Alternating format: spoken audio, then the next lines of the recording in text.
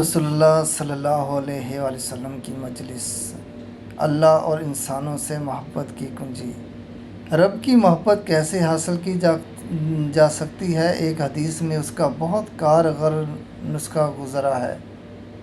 حضرت سہل بن سعد ساعدی بیان کرتے ہیں کہ ایک شخص نبی کریم صلی اللہ علیہ وآلہ وسلم کی خدمت میں حاضر ہوا اور عرض کیا، اے اللہ کے رسول، مجھے کوئی ایسا کام بتا دیجئے کہ جب اس سے کرنے لگوں تو مجھے اللہ کی محبت حاصل ہو جائے اور لوگ بھی مجھ سے محبت کرنے لگے۔ رسول اللہ صلی اللہ علیہ وسلم نے فرمایا، دنیا سے بے رغبت ہو جاؤ، تمہیں اللہ کی محبت حاصل ہو جائے گی، اور جو کچھ لوگوں کے ہاتھ میں ہے اس سے منہ موڑ لو، لوگ تم سے محبت کرنے لگیں گے۔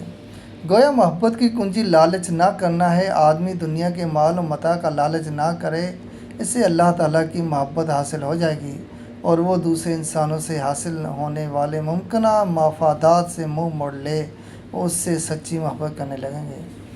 آج کل پوری دنیا میں نفرت کی کاشت زوروں پر ہے، بغض عناد کی کھیتی لہلہا رہی ہے۔ باہمی تعلقات پیار، محبت اور مودت و الفت پر استوار کرنے کے بجائے بدگمانی، عداوت اور ضرر رسائی کی بنیادوں پر قائم کیے جا رہے ہیں۔